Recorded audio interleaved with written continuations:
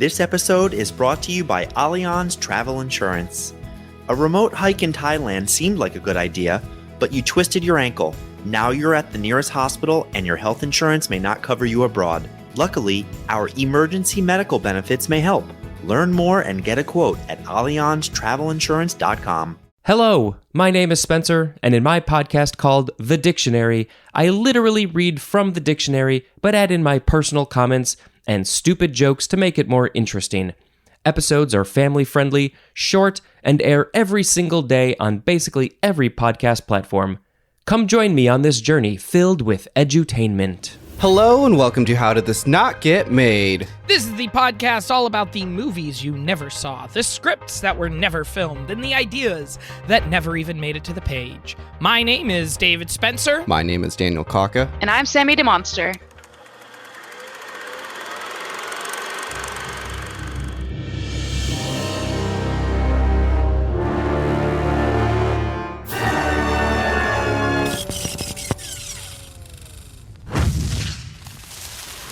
Welcome back to part 2 of our Catwoman episode. If you missed part 1, here is what you need to know. Daniel Waters, the screenwriter behind Heathers and Batman Returns, wrote a script that would be a spin-off to Batman Returns featuring Michelle Pfeiffer's Catwoman instead of doing another sequel to Batman. Originally, Catwoman was going to die in Batman Returns. The final shot where Catwoman is looking up at the bat signal was filmed actually as a pickup shot 2 weeks before the film premiered. Wow. Michelle Pfeiffer wasn't available to film, so Catwoman was actually performed by a stand-in instead. And the reason for the change is because Catwoman performed so well with test audiences that WB decided that it'd be better to keep her alive. And with her being alive, that means that there was a chance for a spin-off. That spin-off is what I have found and what I have created.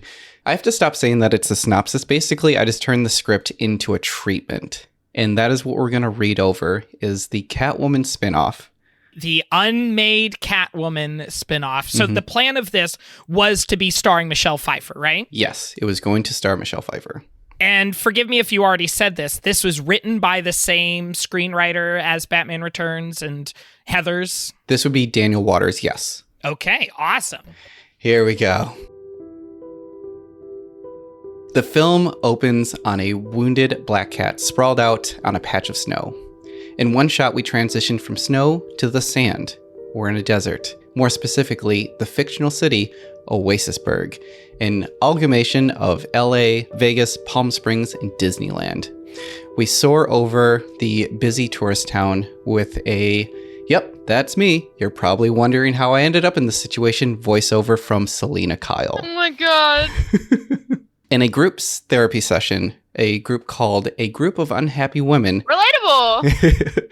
The group leader, whose name is Dr. Penelope Snuggles, brings up her book, The Catwoman Complex, which brings up the point that if a woman seeks power, she'll turn into an unhappy monster. Oh my god. I hate it. Selena Kyle is amongst the women.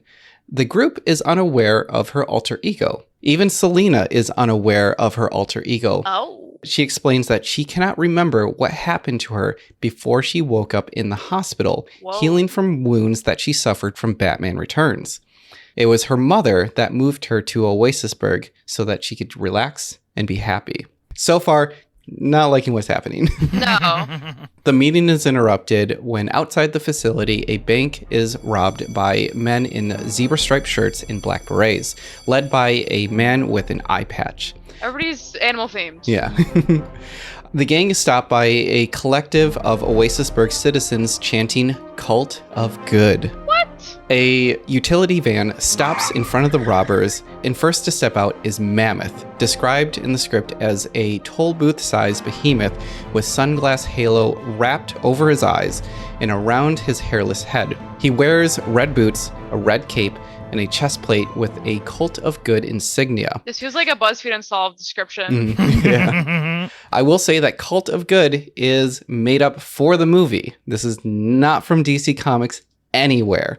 Now, the character Mammoth, you might think, hey, isn't that a villain from Teen Titans? Looks nothing like him. I think it's just purely coincidence that they have the same name. So next we have Spooky. They sport a red hood and is limber, Asian, and androgynous. There's Adonis. He's a pretty boy with blonde hair, donning an eye mask and a jetpack. And next, there is Cactus, which is not to be confused with the Marvel character named Cactus. Completely coincidental.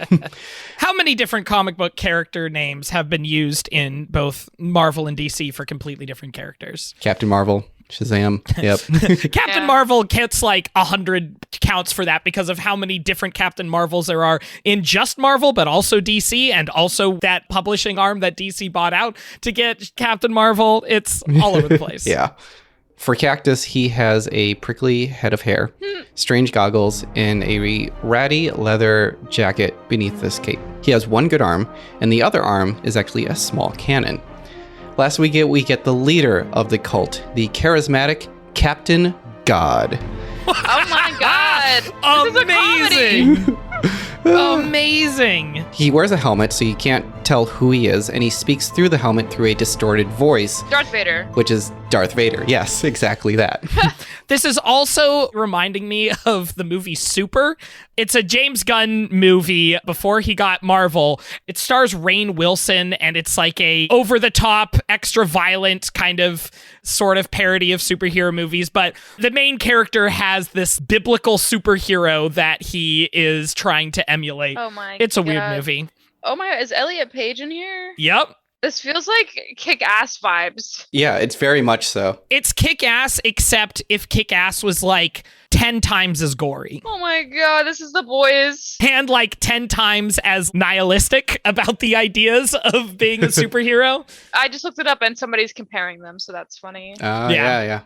So for Captain God, he has the helmet, distorted voice. He also wears gloves that shoots flames, but also has a glove that acts basically like a gun. Oh. So a gun glove. Gun glove. His first line that he says is, "There is the law and there is justice." Oh my god. The team is clearly putting on a spectacle. To clarify, all of these people made up for the film. Oh wow. Nothing is taken from DC Comics. I don't think Daniel Waters has read a comic book in his life. But I want Captain God to be a comic book character now. Let's do the Harley Quinn effect on Captain God. Yes. The robbers and the cult of good fight. The cult is clearly winning the battle. The eye patch leader escapes through the chaos. Selena is unamused by their fight, while the crowd and the group of sad women are enamored. Selena takes off. The cult is playing to the crowd, which includes the mayor of the city, exchanging quips, dedicating the fight to Little Billy, and signing autographs. That feels like Dr. Horrible's sing-along blog, honestly. Yeah. Stand back, everyone, nothing here to see. Just in a danger in the middle of it, me. Yes, Captain Hammer's here, hair blowing in the breeze. The day needs my saving expertise. Selena sneaks closer to the fight, wanting a better look. Although it's not explicitly said, but it seems like these heroes are just outright killing these robbers. There's one scene that's implied that Cactus uses a harpoon to skewer two criminals. Wow. There's actually a really neat cutscene because like he throws a spear, they go to the criminals, and then it cuts to a toothpick that has impaled two olives and it's being thrown into a martini. Oh, that's a nice transition. And then that martini is being handed to the mayor. The mayor finds himself at Frank's Fun Palace, talking to the owner, Frank. Both of them express how the cult of good is good for business. Oh my god. The cult continues to patrol the streets, easily taking down criminals, disregarding their destructive actions. They are loving the attention they are getting from the tourists, watching them, quote, save the town. This is literally like The Boys. Yeah. Right? Selena continues to monitor them and is caught off guard when she exchanges eye contact with the eye patch leader. She quickly scurries away. The viewer notices a bulky, hunched-over figure on a rickety scooter sputtering behind and then fading away.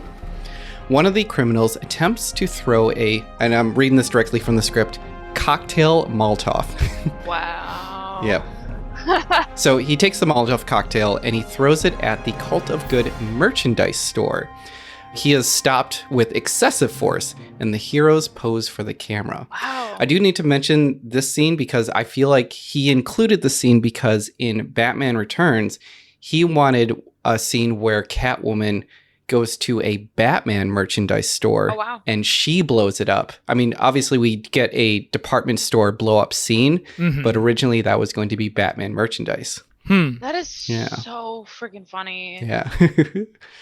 The mysterious figure appears again. She's described in the script as, quote, hunched over Mexican woman with severe dark eyebrows. Selena notices a key hanging from her necklace. The hunched over woman disappears while Selena is distracted. Behind her, she finds a black cat. We flash back to the beginning of the movie where it's revealed that the hunched over woman is caring for the injured cat. Now, I'm going to keep referring to her as the hunched over woman, but I do need to mention this just because it is quite awful. In the script, she is now referred to as the Mexican hag. Oh, That boy. is, wow. Yeah, that's problematic on like 2 or 3 levels. I'm going to say it. I don't like the script. I don't like it either. This is really bad for multiple reasons. I was so excited before this moment. I was was excited too. too. I was like, a spinoff. Whoa, I'm glad it didn't. Selena wakes up in a house that she grew up in. Knickknacks and pictures reveal that she used to be a ballerina. Oh. Her mother criticizes her every time she says anything, which is something that we heard from Batman Returns, especially with Selena Kyle's answering machine. Selena, this is your mother. Why haven't you called me back? The TV plays a news report about how the cult saves the day, and the mayor is unveiling a totem pole-like statue of the cult of good with Captain God's helmet at the top, making it, quote, jaw-droppingly phallic. God, what? Who wrote this? The guy who wrote Heathers. One hit wonder, I see. Selena unplugs the TV. She discovers that the hunched-over woman has set up a hut behind her mother's house. Her mother let her stay because she was the one that brought Selena to the hospital. Selena makes her way to work, which is at the casino at Frank's Fun Palace, passing by unruly kids and mothers in the superhero superstore. There's a few exchanges that I like to keep in here just to kind of give you a tone for it, but there's a moment where she's talking to Frank, the owner, and he says, "You're late, but I've got some good news and some good news. I'm giving you more hours, and the new uniforms came in." And there's a scene where Selena's holding up like the clearly ugly uniforms, and he goes, Oh. "What's the good news?" Oh my God. I relate. Yeah. Selena is already jaded by her humiliating job as she lines up with the other employees to be assigned to their tasks by the militant Esmeralda. Through a montage, we follow Selena dealing with this awful job. There's a line in there that like hit really close where she says, "I've learned one thing in my life. Never go to work in a place where people come to have fun. Nothing like the pressure to have a good time to bring out the worst in people." Oh man, that's really interesting. I've worked at a theme park. Yeah. David and I we met at Madame Tussauds Yep, working at Madame Tussauds Wax Museum. in Hollywood. Oh. And if you want to see the worst in people, Working a tourist attraction. Wow. Yikes. I have worked at actually a few tourist attractions. Maybe it's an LA thing. I think so. It's a tourist attraction every other corner. it's your rite of passage if you're going to live in Los Angeles. People get really upset about very minor things in this situation because they can't access these things. They can't go online. Yeah. I've had people be angry at me because I told them where the bathroom was and there wasn't a closer one. Wow. Where I was like, the closest is through the doors and over there. And they're like, there's not one closer. And I was like, I don't know what to tell you. I guess there's a bush. I don't know what to do. Wow. So while working, Selena takes note of the gold key card that allows access to the Gentleman's Club and a high-profile and most eligible bachelor architect, Brock Levanathan. This is another made-up character. And the renowned journalist and jazz musician, Louis Lane. No relation to Lois Lane. Wow. It just happened to sound very... Louis. Yeah, Louis Lane. Lane. Amazing. I can't. This is ridiculous. Both of which try to flirt with Selena, and the other women get jealous of their attention. After receiving an underwhelming paycheck, she leaves to find the hunched-over woman has followed her. Selena runs after her, but she falls down a hole. She surprisingly lands on her feet and finds herself in the Cult of Goods lair. Wow. She overhears that the bank robbery was a setup, and they had cut a deal with the Eye Patch Man to get 40% of what they stole. But the heroes went too far with their attacks. Even during the exchange, they continue to abuse the eye-patched man. They also state that they will be faking their deaths in 2 days and flee to a new city to do the same thing, a move that they have done before. Wow, they're like superhero con artists. Right? Wow, what a cool concept, actually. This is the part that I really like about this script, is that part. It's weird that this isn't a Catwoman spinoff, but that concept alone has potential, you know what I'm saying? Yeah. Because the eye-patched man knows of their plan, they have no choice but to kill him.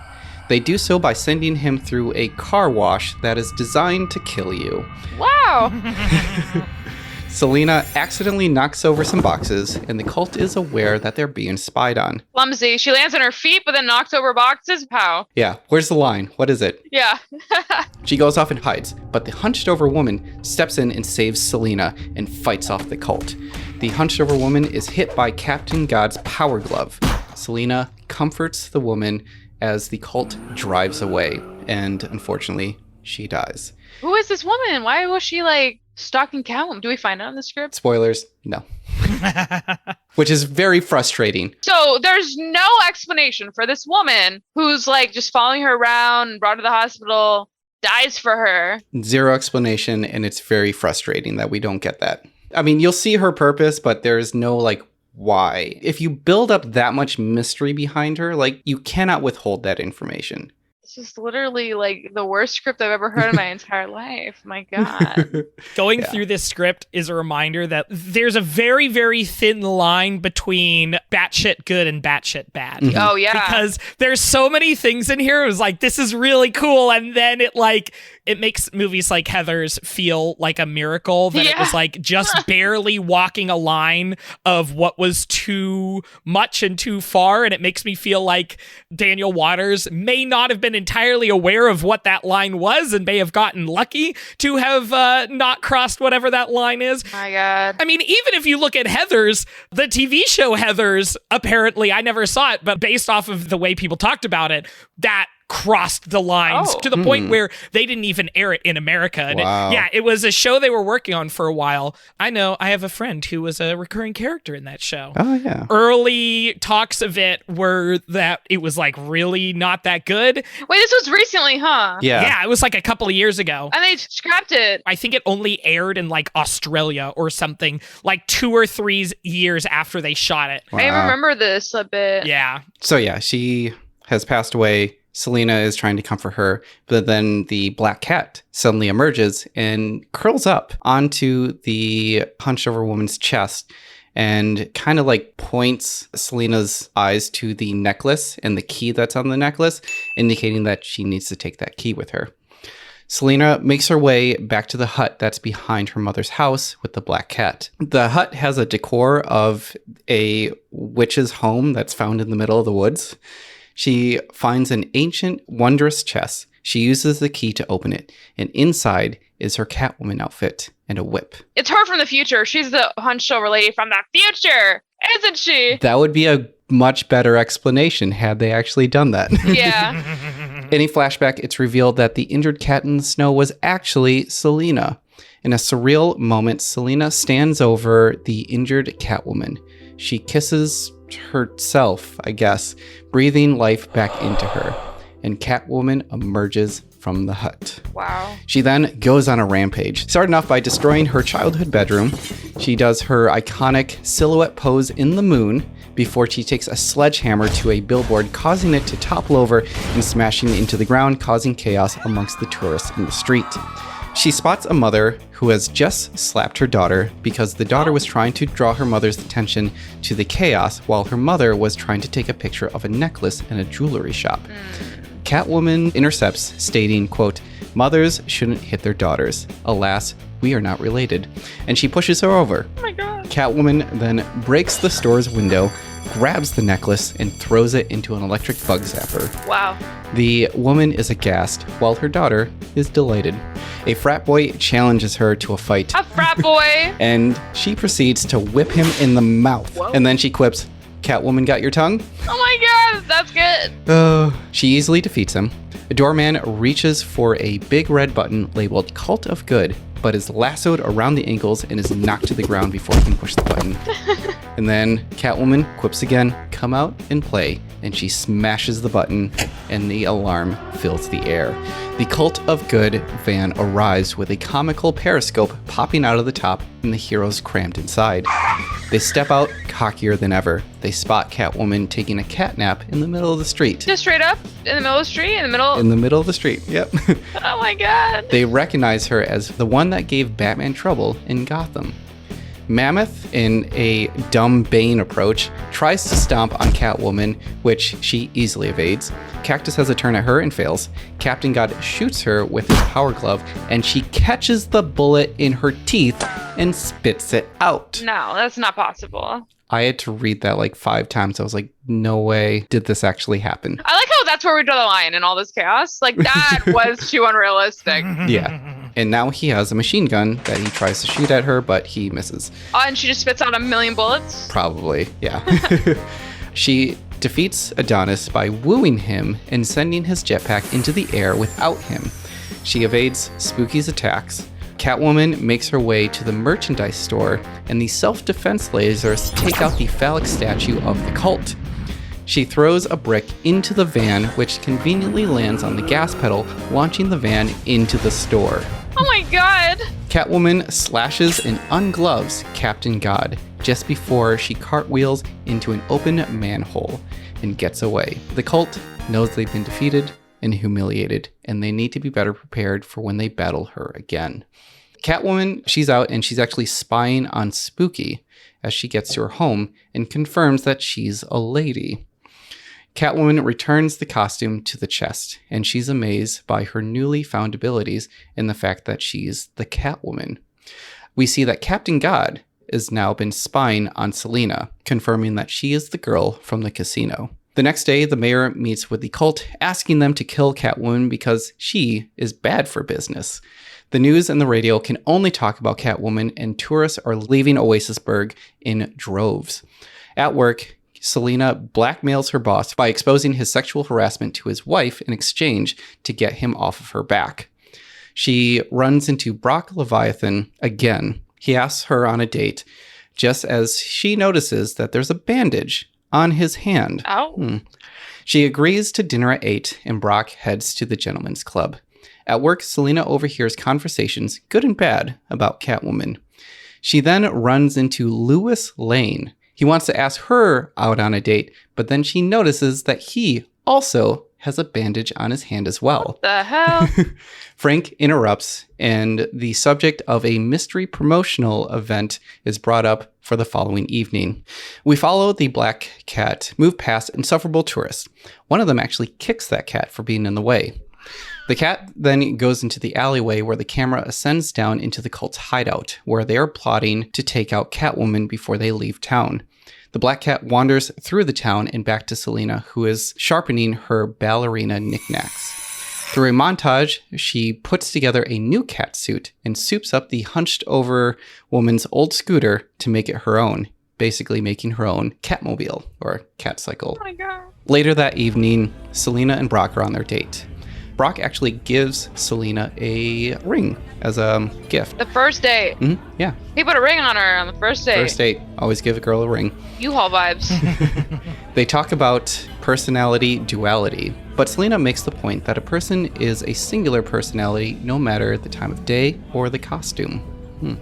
They are interrupted by an army of Catwoman copycats terrorizing the cafe. That was fast. Wow. They organized pretty quickly. Very fast. It's the unhappy woman, isn't it? They're secretly... Is it really? It is many of the women who are in town. Some of them, yes, are from the group therapy. Love that.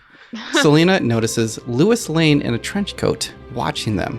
Brock hits the Cult of Good red button, sounding the alarm. Brock claims that he needs to go back to his warehouse, and Selina needs to take off as well. Suspicious. Louis then takes off down the alley and out of sight. The copycats terrorize the town, seeking revenge for the misogynistic treatment. Nice. The police are at a loss. In a comedic moment, Catwoman tries to leave on her new scooter, but it sputters out. Then she has to go downtown on foot. The Cult of Good have arrived at the epicenter to be surprised by a swarm of cat women. Female employees from the casino trash the place and attack Frank before he can seek safety in the gentleman's club. Inside the club, the mayor hides along with other cowering men. My God. Using a fire hose, Mammoth sprays the Catwoman, which freaks them out because apparently they are actual cats now. Right, yeah. Yeah. Cactus makes an uncalled for rape joke, and Spooky is beginning to question her commitment to the cult. I'm not going to repeat that. Yeah. Spooky is a girl. Spooky is a girl, but no one knows that she's a girl. I would leave too. At the casino, the cat hater crosses the black cat again. She's about to kick the cat when Catwoman swoops in and flips her into the bar. Using her whip, she sets herself apart from the crowd of copycat women. The cult starts using a tranquilizer gun on the crowd of feline women, and they still can't find the real Catwoman. A clouder of cat women, led by Catwoman, make their way to the rooftop of the Oasisburg WPIG radio building in the hopes to capture the sexist DJ Oink. There's so much going on. There was no setup for any of this. I didn't really include it in the synopsis just because you can kind of hear him on the radio in the background throughout the script. Oh, gotcha. It seemed to be the easy target now, but they get ambushed by the cult, and then the DJ just gets away. On the rooftop, Mammoth is pushed off of the roof by a bunch of cat women. He manages to hang on the edge, but he drops his bulletproof invisible shield.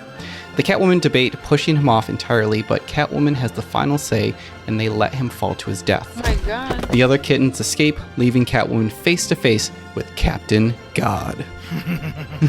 The two exchange ideas of what makes a hero, and the two believe that neither of them are. She also knows of his plan to fake his death and leave town.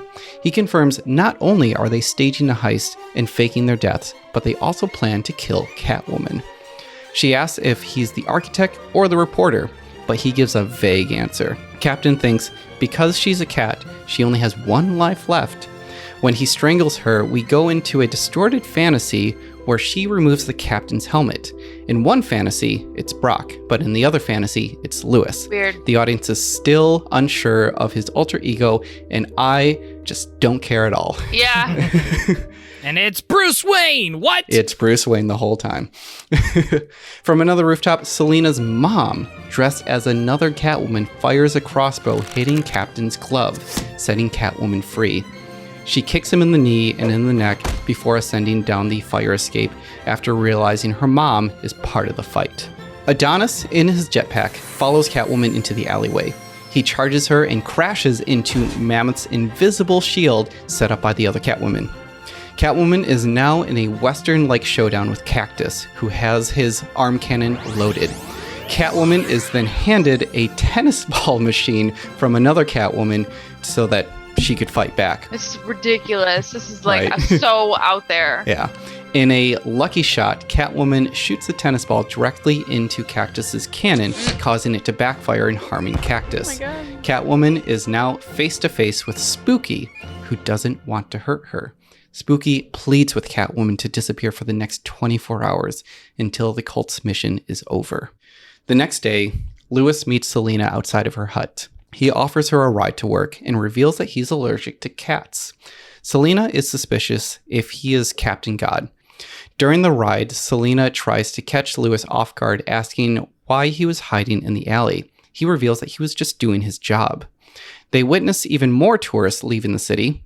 In the mayor's last effort to keep people around, he's throwing a, quote, month of the woman luncheon ball. When Lewis asks Selina to be his date for the event, she agrees. When she arrives at the casino, the place is empty and being prepared for the event. The mayor calls for the cult to be there. We do get a montage of the cult members in their true identity leaving for the event. So Cactus is actually a football coach. Spooky is working in an office cubicle. And then Adonis is a male model because, of course. The event begins and Selina is dressed to the 10s. I know it's dressed to the 9s. That's what's written in the script. The cult is there, but Captain God is absent. Everyone seems to be cautious and calm post-earthquake riot mass Catwoman attacks. Brock approaches Selina. Both are tense. Lewis steps in to claim Selina. Selina slips away from their macho standoff to talk to Spooky, who looks like a man. She asks for a dance. Spooky reveals how the cult met and that they don't actually know each other's real identities. Spooky reveals that the cult is no longer about fighting crime, and Selena tells her that she knows about the heists, the fake deaths, and that they killed the hunched-over woman, and that Spooky is really a woman. Spooky stops dancing and slumps back into the crowd. The mayor makes a speech acknowledging last night's riot, stating that not only men were the victims, but his wife was attacked too. She was actually one of the Catwomen. Oh my god. He thanks the cult for stopping the riot and brings up Dr. Snuggle to speak and confirm that when females seek power, it causes unhappiness and ugliness. Oh. Yeah. Selena rolls her eyes and escapes into the ladies' room to change into her Catwoman outfit. There, she meets with Spooky. She knows that she is the Catwoman. During the event, a solar eclipse happens, casting a shadow on the town. Selena emerges as Catwoman, and Spooky now looks like a woman. They fight. Spooky wanting to knock her out so she's not involved, and Catwoman just wanting to take down Captain God and the cult. Other women witness the fight, which encourages other women to begin changing into their Catwoman outfits. They all have it on them. And in mid-fight, Spooky brings up the fact that she wouldn't get the respect she got if she didn't dress up like a man. And Catwoman states that she's not strong, she's scared. The sun is completely blotted out. And they're all vampires. Yeah. I mean, in a way, because now that there's no sun, the Catwomen seem to be more animalistic, and they're lashing out at each other, like they're turning werewolves. on each other now. Yeah. The men seem to be backing away, avoiding the whole situation. Brock and Lewis have a bonding moment over how suspicious Selena seems. Catwoman and Spooky smash themselves through a window, continuing the fight outside. Spooky knocks out Catwoman and takes off. The Catwomen continue to fight inside while the men seek shelter in the Gentleman's Club. Always a gentleman's club. Yeah. It's like a secluded area where, like, I think I mentioned before, like the key card that you need to get in there. So, like, there's only exclusive access for the men to go. It just comes up a lot. There isn't too much of a payoff. I guess this is kind of spoiling it, but like I thought there was going to be more to the Gentleman's Club. Like a secret thing. Or... Yeah, it's not. So I wouldn't invest too much into that thought. It just keeps getting brought up a lot. So Spooky finds Captain God to say that she's out and that she's a woman. Captain God accepts, but she is now captured with the help of Cactus and Adonis. In a quick maneuver, she tries to escape. Now, in the scene description, it's hinted that this character should be played by Michelle Kwan, who we know now as Michelle Yeoh. She's stopped with a headbutt from the captain, and her spear falls to the street where Catwoman finds it. That's where she spots Spooky and Captain God, and at that moment, he shoots Spooky 3 times. Adonis is about to kick Spooky's wounded body, but instead it takes a spear to the mouth from Catwoman. It doesn't kill him, but it's like turns him kind of into like Freaky Joker, where it just like splits his cheeks open. Oh, I don't like it. Yeah. Spooky, in her last efforts while she's alive, hands Catwoman a little piece of gold and a computer disk that has info that would expose the cult's mission. I'm going to continue to say computer disk because that is also what is written in the script, and I find that really funny. Catwoman is hesitant because she doesn't want to save the city, nor is she a detective. Just before Spooky dies, she tells Catwoman that her real name is Rachel. Selena replies by revealing her true identity. The eclipse is over. The cat fight at Frank's Fun Palace is over. Selena brings the disc to the library and uses the computer to find what's on it. She finds their previous hero names and that their previous heists seem to involve stealing from a building, blowing it up, and faking their deaths. She believes she's closer to the identity of Captain God because Brock is always the architect of the building that blows up. But then she finds out that Lewis is the one that always writes about these heroes whenever this happens. And I just continue not to care who Captain God is. Back at the casino, Selena is dealing at a card table where Lewis and Brock are playing. She's asked them to be there. She calls them out, knowing that one of them is the captain. She also reveals that she is the Catwoman. She grills them, but can't figure out who the captain really is, and I continue to not care.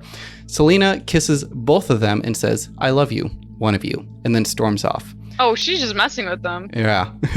Selena is in her hut as it catches fire. She leaps out to find that Cactus and Adonis are the arsons. They are in search of the computer disk. She tries to escape, but they stop her. She gives up and tells them that the disk was in the chest, but now it's gone. They're going to kill her, but Selena stops them, saying that Captain God would be mad if they did it without him, so they just knock her out and bring her to the hideout. Selena wakes up bound in the hideout. Captain explains that they started off as noble heroes, but the work didn't pay, so the heist is how they make their money. They set her up to be killed the same way that the eye patch guy is going to be killed, and Captain leaves but gives instructions to Adonis that if she escapes, to shoot her. She's in a car that goes into the car wash that is designed to kill you. The car goes through a gauntlet of spewing acid, a spinning brush made out of metal spikes, and snakes just drop from the ceiling. Wow. Catwoman manages to escape and shuts down the machine, throwing a sharpened ballerina knickknack at some wires. Adonis is distracted because he's on the phone with a potential plastic surgeon. Catwoman kicks the gun out of Adonis's hand. She attaches his cape to one of the jetpacks and turns it on, sending him uncontrollably out of the top of the hideout into his death. Wow. Suddenly, she remembers that she probably should have asked what building they were blowing up, but the audience is much smarter than the writer, and we know it's going to be Frank's Fun Palace. So she is in the alley where she finds a little boy. She reassures him that she's good and won't hurt him. Regardless, he runs away and hits a cult of good red button. Suddenly, she sees an angry mob of citizens chasing her down. Luckily, she finds her scooter that wasn't working before, but now has magically been fixed and placed in the alley by a mysterious do-gooder. She sputters away. Lewis and Brock randomly bump into each other in the street.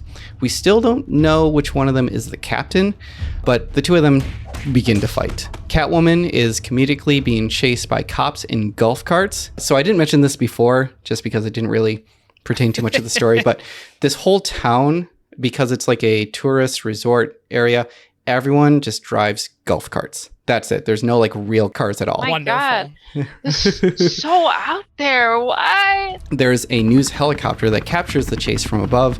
The town follows the chase on their TVs and radios.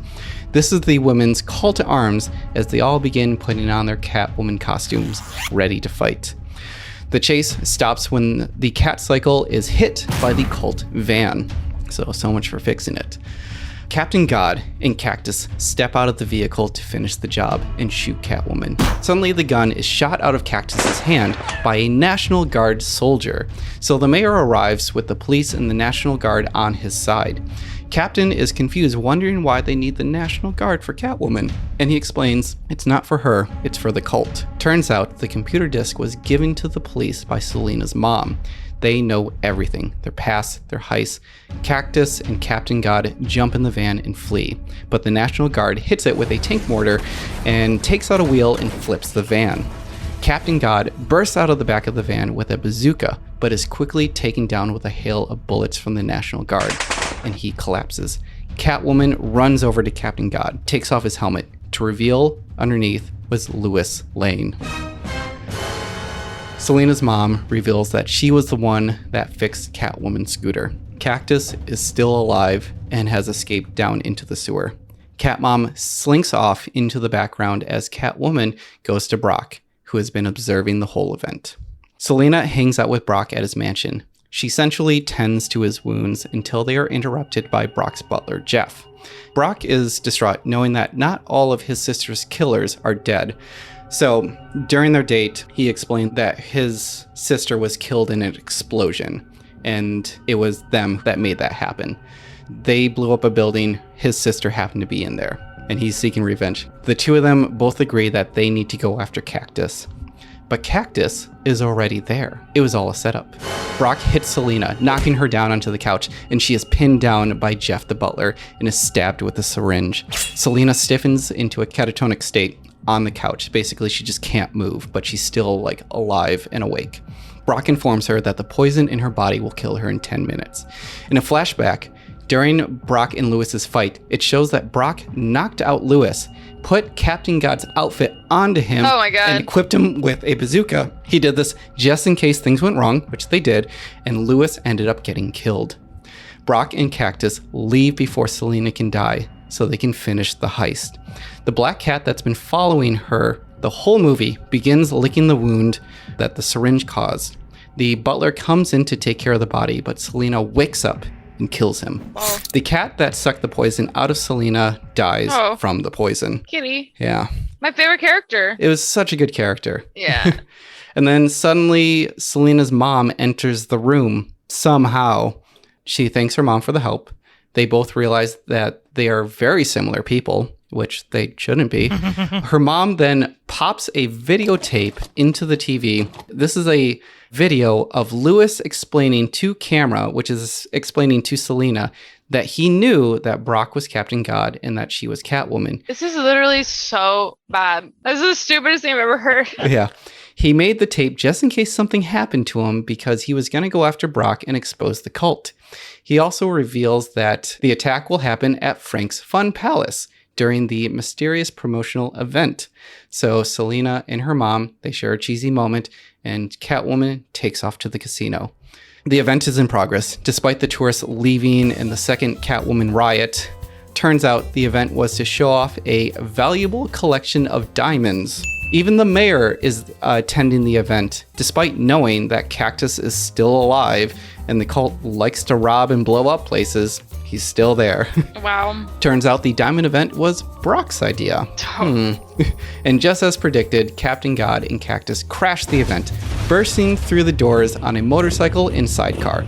That visual I do like. I think that it would be a great visual to have. Captain God hits the button on the remote that seals the doors and windows with a black metal sheet.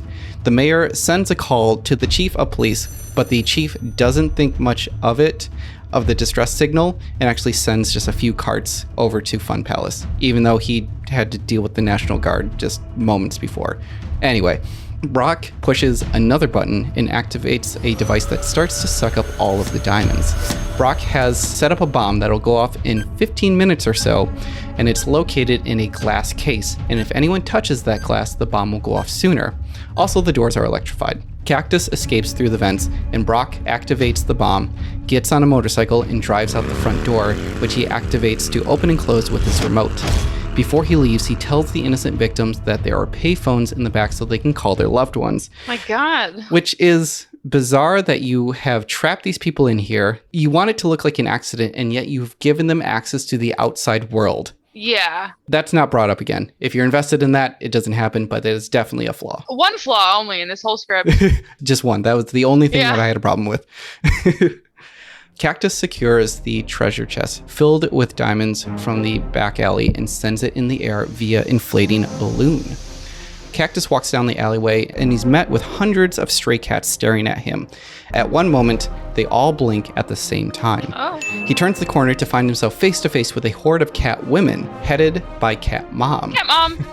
Cactus bolts. Captain God gets a whip around his neck and he's yanked off of his motorcycle. Cactus is surrounded by Catwoman. Bow and arrows are drawn on him, but instead of shooting Cactus, the archers aim for the blimp that is going to catch the airborne treasure chests. They fire and the blimp comes crashing down. The police arrive to find Cactus underneath the crashed blimp with all of the loot, and all the Catwomen have disappeared, so essentially Cactus is now dead. Captain and Catwoman fight. Brock pleads that they could work together. Selena is not having it. She needs to know how to defuse the bomb. And in the midst of their conversation, Brock is kicked on the side of the head by a mysterious heel. Most definitely, that's her mom. Cat Mom. Yep. The bomb in the casino is still counting down. The Catwoman in the alley start getting feisty and start lashing out at each other until Catwoman shouts at them to get their attention. The bomb has 2 minutes until it explodes. The Catwomen make a human rope of themselves that descends from the top of the casino. Catwoman climbs down the human rope. 30 seconds remain. Catwoman doesn't know how to defuse the bomb. Brock waits outside for the explosion, counting down from 10.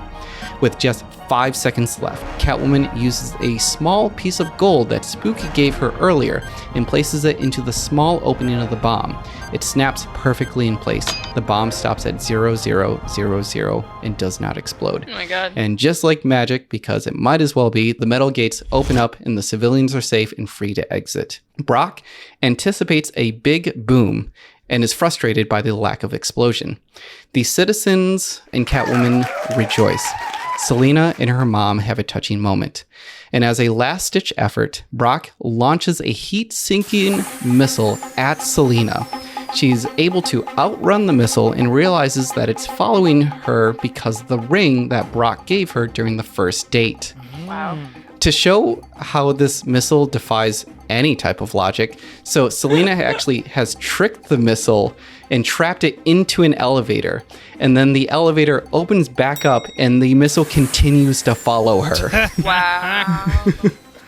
From the outside, we see the casino doors open and Selina shoots an arrow out the door and into Captain God's chest plate, saying, "God is dead." Huh. Captain God is unscathed until he sees the ring attached to the arrow, and Brock's last words are, "Wow, beat by a girl," Ew. and explodes. Oh my god. Yeah. The mayor announces that Catwoman is the new hero of Oasisburg. He gestures towards Catwoman, but she's gone. Days later, a statue is erected of Catwoman, and the mayor waits to give her a key to the city, but she doesn't show. She doesn't want the fame or the glory. At night, when trouble is afoot, a cat spotlight is projected into the sky. Wow. Selina is seen taking a bath when she sees the cat signal. She's annoyed, but she knows the duty she is now responsible for. In a montage, we see Catwoman suavely stopping petty crime around the town. We see Dr. Penelope snuggle in a padded cell. The city is now cooler. The casino uniforms are more stylish, paired with sunglasses. The golf carts have been replaced with motorcycles, and Wow. citizens have adopted a darker, more goth wardrobe. My god. I just can't. That's The typical tourists that arrived are aghast by the visual change of Oasisburg. Many of them turn away, while tourists with a darker sense of personality fit right in. Selina walks the street anonymously and walks through the doors of Selina's fun place. So much has changed. The uniforms are better. Both men and women are serving staff. The AC isn't as cold. That was another thing that I didn't include. So whenever they go into the casino, it's like deathly cold. And outside, it's like over 100 degrees. Whenever the employees take a break, they will always stand at the door because like that's the perfect temperature to be in, is between the freezing cold and the heat. wow. And the Gentleman's Club is now known as the club that accepts The club. everyone. Love it. Also, Selina's mom, she is now a dancer that performs at the casino as well. Selina is then seen in the desert. She is burying her costume. And then we reveal that DJ Oink is revealed to be buried up to his neck, and he does not stop talking. Oh my god. Selina leaves him with a microphone so the rest of the town can hear him rant and suffer. What? She walks away. Wow.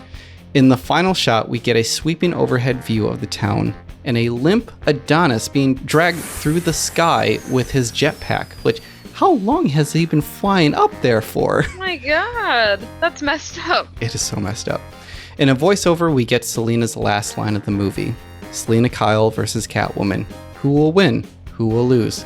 Come to Oasisburg, the place where you don't have to choose. And that's the end of the movie. Trash. So I think it's a consensus all around. This movie should never have been made. Yeah, again, it's like there's some ideas in there that are really cool, but it just goes off the rails. I don't know how much there is as to why it didn't get made, just beyond they just said no, but I can see why somebody would say no. Yeah. I got some explaining to do as to like what happened afterwards. Daniel Waters, in a recent Bloody Discussing interview, expressed his reactions to creating the Catwoman spinoff rather than making a Batman sequel. He said, quote, "I have a friend who says Batman Returns is a Batman movie for people who hate Batman," which I think is kind of rude, but I accept it. But everyone loved the Catwoman character. Everyone loved that incarnation. Okay, I see why you would go forth and make that script now. Another quote from Waters, "I remember getting a hard time from comic book fans. But you don't understand. She's a cat burglar. Like, I don't care. I made my break early that, quote, she is not going to be your daddy's Catwoman. This is not going to be the comics Catwoman. Tim Burton and I, we played the field long before the internet, long before comic book tribunals told what a comic book movie had to be. I served at the pleasure of Tim Burton. We were making a Tim Burton fairy tale movie. Oh, And that happened to have Batman and Catwoman and Penguin in it. So we had no rules. More quotes from him. I had this whole grand vision of a Catwoman movie. Meanwhile, Tim Burton gave me movies like the original Cat People and Anne Margaret's Kitten with a Whip. I think he wanted to do a small bonsai tree of a creepy movie, like Selena Kyle not going to a big city, but going to a small town, and make it small and creepy. And maybe I ignored him, or I didn't listen to him, or I thought, okay, that's interesting. I'm going to try to incorporate that in a big epic version. So I created this huge bombastic Catwoman going to another city story. He also says, I've never been a fanboy. I've always had different interests. I love comic books. I've never disliked the Marvel movie, but it's just not my thing. I love to establish genres and subvert them, which kind of makes sense, yeah. It's okay to have some of those opinions, but also, you should care about the fans, Yeah. Our opinions and feelings matter. Yes, you should care about the fans, but also, you should care about the source material to an extent. Yeah, of course. Knowing that this character is already established, and the reason for putting them into a movie is because we love the established character on the page, and we just want to see what's on the page on the big screen. That's what it is. I'm just going to keep going through quotes from him just because it really reveals so much. But he says, I sent Tim Burton an outline of what was the big version, then wrote a script based on that outline. Then everyone was complaining that it was too much like the outline. And I'm like, I never got any notes from Tim. It just made me realize that Tim was kind of not in it from the beginning, because he would have easily fired me and said, Waters, you're crazy. Nobody wants to make a crazy epic Catwoman movie. You're going to bring in Caroline Thompson and John August and one of the sane writers, and we're going to do my small Catwoman. I just think it's not interesting. The madness of doing 2 Batman movies kind of got him, and he just wanted to be out of the universe to begin with, but with his rationalization. Waters, in the article, he explains that nothing really happened after he turned in the script. It also didn't help that he turned in the script on the same day that Batman Forever premiered in theaters. So it seemed like WB was already done with the Burton Batman verse. Yeah. He was told that he would have a production meeting that would give him notes to change and improve the script, but that never happened. He essentially got ghosted by Warner Brothers. He finally realized that the film wasn't going to happen when Tim Burton signed on to direct Mars Attacks. This is also around the time that Tim Burton was in high demand, something that we talked about in our Sparks episode.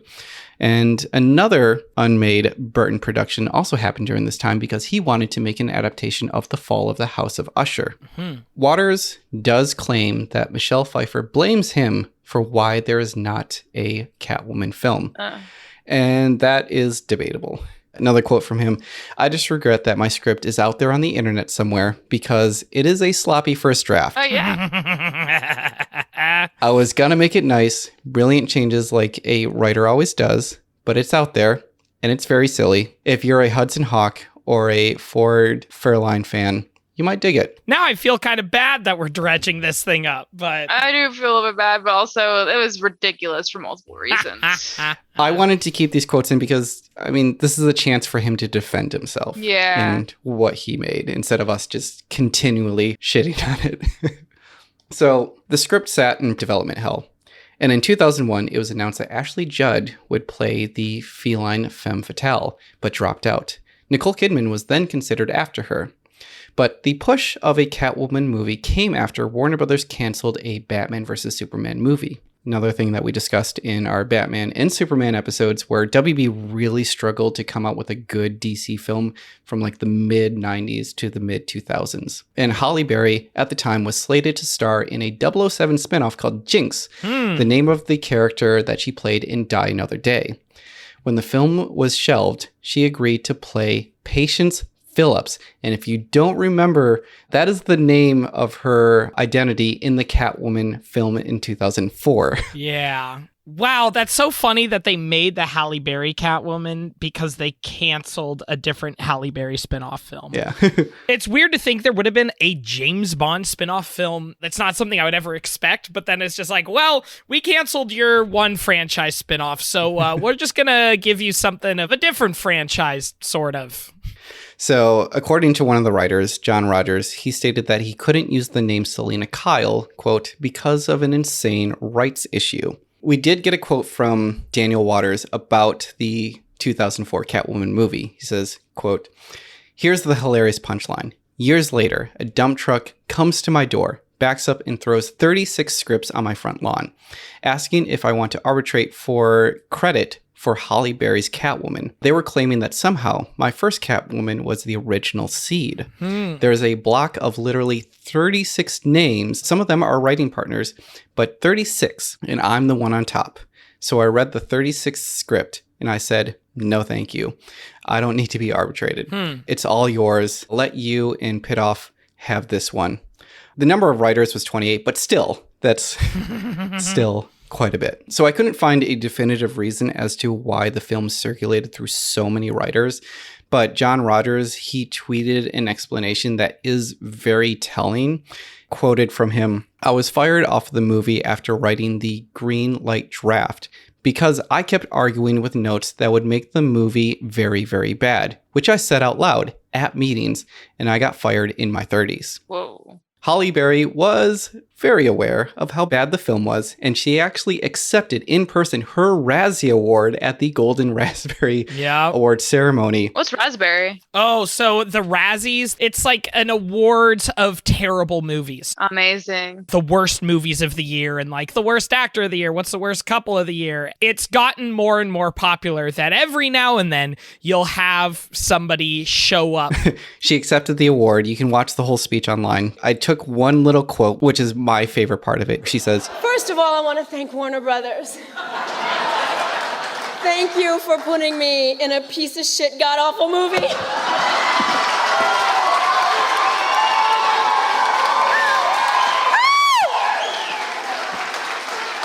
You know, it was just what my career needed, you know? I was at the top, and then Catwoman just plummeted me to the bottom. Love it. It's hard being on top. It's much better being on the bottom." And then I'm going to close this with just one last quote. This one again from Daniel Waters, but I think this is a nice way to wrap it up. And he says, "I wish we would have gone through the process. I wish we would have done some rewrites, even if it went more along Tim Burton's lines of a small town, cat people kind of movie. I would have liked to go through the journey a bit more. One notes meeting would have been nice. And a notes meeting with Michelle Pfeiffer would have been nice. I just wanted to go through the process because I think it would have ended up being a very interesting movie." Yeah. That's Catwoman, her history, and the... First off, I want to thank you all for going through this journey with me of this Catwoman movie because I've been suffering through it for the past week. Wild. I still want to see Captain God show up in something. Captain God would be amazing. That'd be a funny addition to the Harley Quinn animated show, like you said earlier. It would be such a deep cut joke that only the three of us and our listeners Yeah. And Daniel Waters. He went through Literally. the Leonardo DiCaprio thing where he like points at the screen. He's like, "That's my character." Oh my god. Exactly. All right. Well, I guess it's going to go ahead and wrap this up. Thank you, Sammy, so much for being on the podcast with us. Yeah. Thank you so much for having me. I appreciate it. If people want to find more of your comic reviews or your comic TikToks, where can they find all of that? I'm on Instagram, Twitter, and TikTok as Sami DeMonster, so SAMIDE Monster. And then I have a website called The DeMonster, where a bunch of people write about nerdy stuff they like, reviews, articles, interviews, lots of fun stuff. Awesome. We'll definitely make sure to link all of that in the podcast description. If you want to find more episodes of this podcast, you can go ahead and check out our website, pipedreampodcast.com, which is also the home of Mystery Shack Look Back, which right now is wrapped up their main show, but they're doing an Over the Garden Wall rewatch for the month of October. So go check that out. You can also check out Escape from Vault Disney, Come on Fahugwa Pods, and Pod Made You Special, a VeggieTales rewatch podcast. Oh, VeggieTales. Yep. Oh, that's a fun one. Yeah. Oh. If you are a massive fan of VeggieTales and love it, this might not be the podcast for you. If you have cringy memories of it, then you might love it.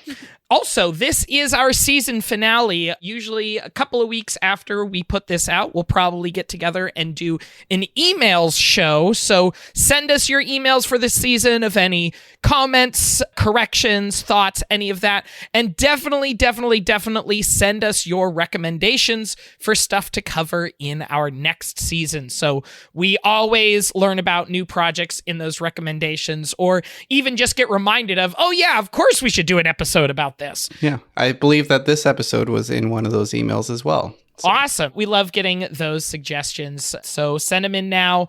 And also, if you want updates to that, you can follow us on Twitter. We're on Twitter at HDTNGM. We're on Instagram at How Did This Not Get Made? And you can send us those emails that I was just talking about, notgetmade@gmail.com. And by the way, if you don't follow us on Twitter or Instagram, Dan is always posting all of the pictures that we're talking about there that we reference through the podcast. If you want to see the terrifying Catwoman outfit from the 40s, I'm going to put it up there for sure. Dan does a really good job of like making posts throughout the week of things we talked about in the episode. So it's a really fun way to get some visuals for what we're talking about. Finally, you can support us on Patreon, patreon.com/pipedreampodcasts. Support this show and all of the shows that we do.